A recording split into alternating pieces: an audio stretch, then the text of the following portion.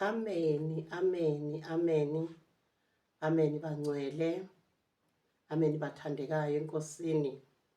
Ngiyanibingelela ngegama lenkosi yethu uJesu Kristu waseNazaretha. uJesu Kristu inkosi. Mama Dekwane lo bathandekayo nibingelelayo. Ngovunyelwa inkosi ukuba ngiphinde ngibe khona phakathi kwenu, ngilethe indaba zemfihlakalo zakhe ongabonwa ngamehlo obonwa ngomsebenzi. Sephinde wafika ke bazalwane, wazongikhulumisa abazalwane ukuthi ngize ngizotshela abangcwele ukuthi sekuyisikhathi manje sokuba kwazeke yena uJesu ukuthi uyindodana kaNkulunkulu ephezulu konke. Njoba ke asho kanjalo wathi sesifikile isikhathi sokuba abe indodana kaNkulunkulu ephezulu konke. Kuyabonakala ke ngempela ufikile, ukhona, hayi ukhona. Hayi yabonakala manje, osele bangcwele. Osele ukhona manje, ukhona yena uqobo lwakhe, ukhona indodana kaNkulunkulu ephezulu konke ikhona. Ungithumile ke bazalwane, ungithumile ingane zenkosi, ungithumile bangcwele.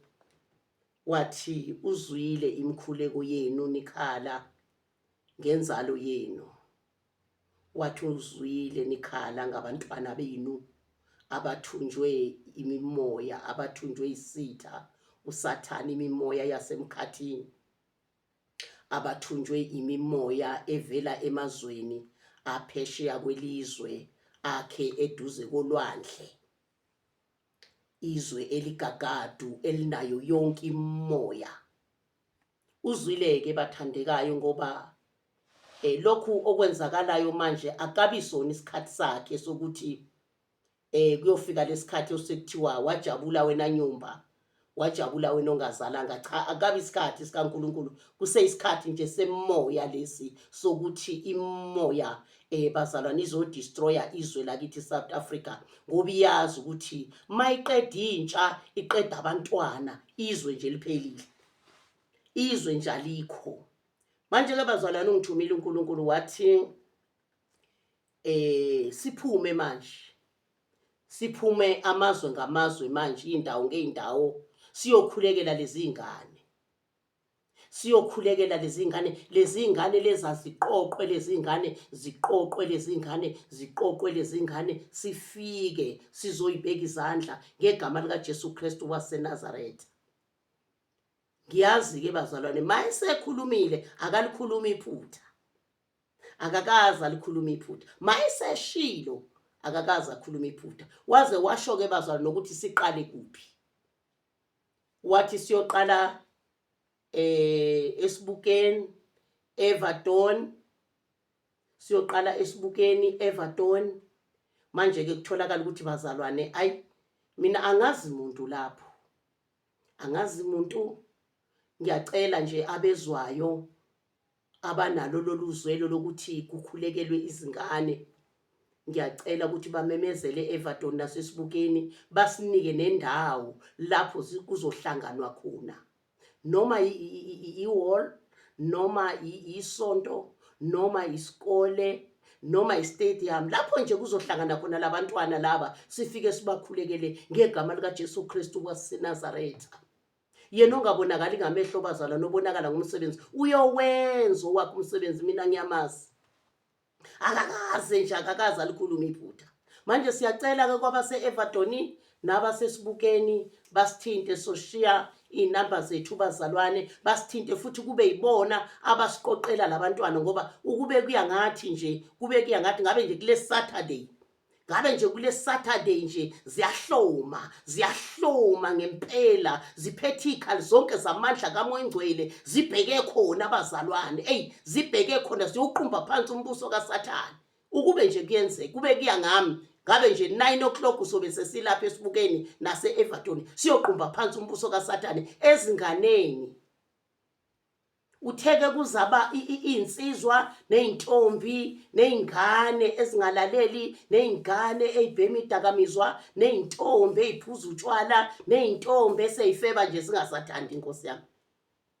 Nezinsizwa bakithi esezilala nje ezibhodini, usephuza nje umntanakho, usephuza nje umntwana womuntu, akathandi ubanjwe ile nyoka endala uDrago.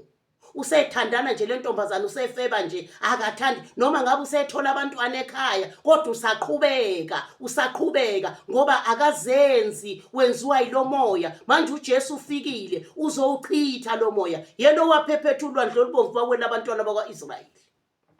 Sefikile. Manje siyacela ke bazalwane ukuthi nisiqoqele abantwana, sifike ingane zenkosi, sifike bathandekayo, ngoba ngabe manje sesambila sazi thina ko-Everton ukuthi asazi umuntu khona ongasenzela lento lena, asazi. Ngeke ufike nje endaweni ukuthi ngizokwenza ukuthi, kufanele ukuthi nibe nabantu bakhona abanihlelela izinto. Manje siyacela ngegama lenkosi, siyacela asakuthola ukuphumula ubusuku nemini, ngoba uNkulunkulu mayithenza into ufuna ukuthi uyenze manje, asakuthola ukuthula. Iyakhuluma ingonyama, iyabhodla ingonyama. Wonke umuntu onengane eyinkinga, enzani indawo, siyamdinga kulo ndawo ezobe seniyenzile. Wonke umuntu siyamdinga, intsha, iyouth efundile esikoleni ayithola umsebenzi, ungumavula kuvaliwe yena. Ungathi umsebenzi awukho, ayikho into engekho kuNkulunkulu, ayikho into engekho kuNkulunkulu. Awukho umsebenzi emadlozini, awukho umsebenzi enyangeni, kodwa kuJesu akukho ngekho. Ungumavula kuvaliwe ngoba konke kwadalwa nguye. Sifuna intombi, abantwana abaphasile ezikoleni, bese abantwana sibabeka izandla, sikhipha lezi ibopho ezibabophile, sikhipha lamabhadi abalandelayo, sikhipha lamashwa abalandelayo, ngoba uSathane wenza ukuthi bangatholi umsebenzi nje, ufuna baze bayedakamizweni. Njoba uSathane efuna bengawutholi nje umsebenzi, ufuna baze bayophuza utshwala babe izidakwa, bese baba into engelutho. Manje uJesu ufikile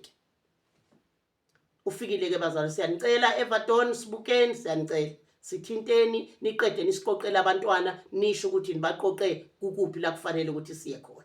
Egameni lenkosi sifunde izwi ke bazalwane. Ake sifundeni lapha ku Exodus 20 verse 12. Lithi, yazisa uyihlo nonyoko ukuze izinsuku zakho zibe zinde ezweni uJehova uNkulunkulu wakho akunike lona. Amen baza. Labantwana laba namhlanje sibangcwaba imihla ngemihla.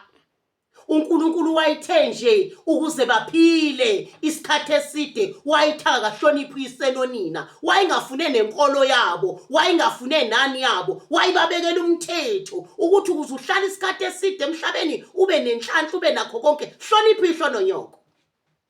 Namhlanje kunezidumbe ezigcwele emamoshali, kunezidumbe ezigcwele emangcwabeni, zibulawe yilezi ingane. Ingane namhlanje ishayo nina, zishayo yise. Namhlanje ingane nje ayisatshelwa, sekufanele nje ekhaya ibuye ngesikhathi esithandayo. Akusakhulunywa lutho nengane namhlanje, ngoba yini? Ikhwelwe imimoya yasemkhathini.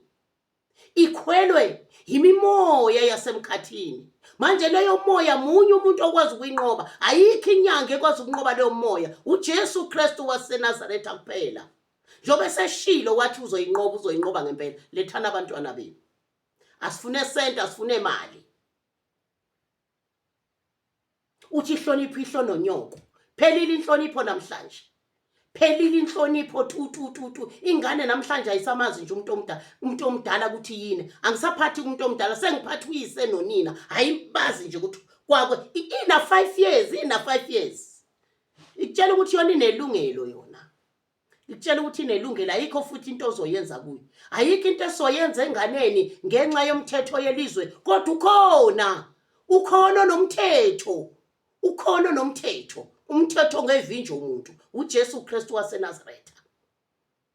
Ubezwilo mama bekhala, ubezwilo baba bekhala, wabezwa besifazane bekhala. Ngeyingane ezahlala ibelethweni 9 months, bayikhanula, bezwa amapain, baqhuma, bagobhoza igazi, kodwa namhlanje lezo ngane ziphenduke zaba izilwane. bayabuza ubuhlungu laba besifazane, bayabuza ubuhlungu labo mama, bayabuza ubuhlungu labafazi. Wabuza uNkulunkulu esemazulwini. Namhlanje uthi abalethwe nje abantwana babekwe izandla egameni lenkosi uJesu Kristu waseNazaretha lizoshalela udemoni. Athi hlonipho uyisihlononyoko. Bese siyofunda kuphi? Lapha kuMateyu. Mateyu 10. Mateyu 10 verse 21.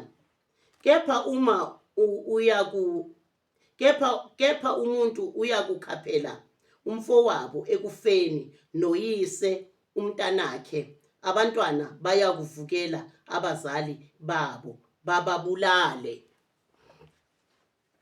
Abazali bayovuka, abantwana bayovukela abazali babo bababulale. Asikafiki leso sikhathi, akukabisona esikaNkulunkulu. uJesu ushilo wathi akukabisona esakhe. uSathane segijima phambili useyofaka lo moya kubantwana ukuthi khona kuzothi iBhayibheli lithi sekuyisikhathi seBhayibheli. Cha, akukabisona ke. Ushilo umoya ingcwele wathi akukabisona. Wathi amaqhinga kaSathane lawa khona sizohlala singathandazi sithi thina iBhayibheli lithi. Akabi yena uJesu. Kuseyimimoya. Kuseyimimoya, kusewudrago, kuseyinyoka endala okudingeka siyoyichoboza ikhanda. Akwazeke manje ukuthi singabantwana bakaNkulunkulu. Makwazeke manje ukuthi singobani. Makwazeke manje ukuthi sikhonza ophilayo. Makwazeke manje ukuthi sikhonza owafa wavuka.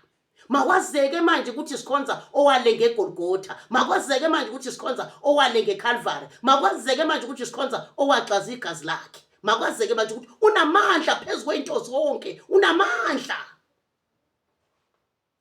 Ilokho ke bazalwane, siya Everton Sebokeng. Sisuke mangabe Everton Sebokeng sesiqedile, suka siye Lakeside, Palm Springs, Orange Farm. Sizobona ke masuka Palm Springs, Orange Farm, Lakeside, siyashosholoza shona koSoweto. Sizohamba wonke umhlaba. Futhi asizu wena nje mawusubaqoqile kulo ndawo sibize sifike. Mawusubaqoqile wena akusebenze wonke umuntu bazalwane owumKristu aqoqa ingane akhuthale ayiqoqa ingane. Wonke umzalwane owumKristu akusikhona okwethu kuphela. Sifike sikhulu kusaneni, sidilize umbuso kaSathane, siqumbe phansi umbuso kaSathane. Ilokho ke bazalwane engithanda ukukudlulisa. Sizocela ke i-number phone. I-number phone sizoyikhipha maduze nje lapho nizofonela khona. I-number phone kaSecretary sizoyikhipha nama details zonke lapho nizofonela khona egameni lenkosi. Amen.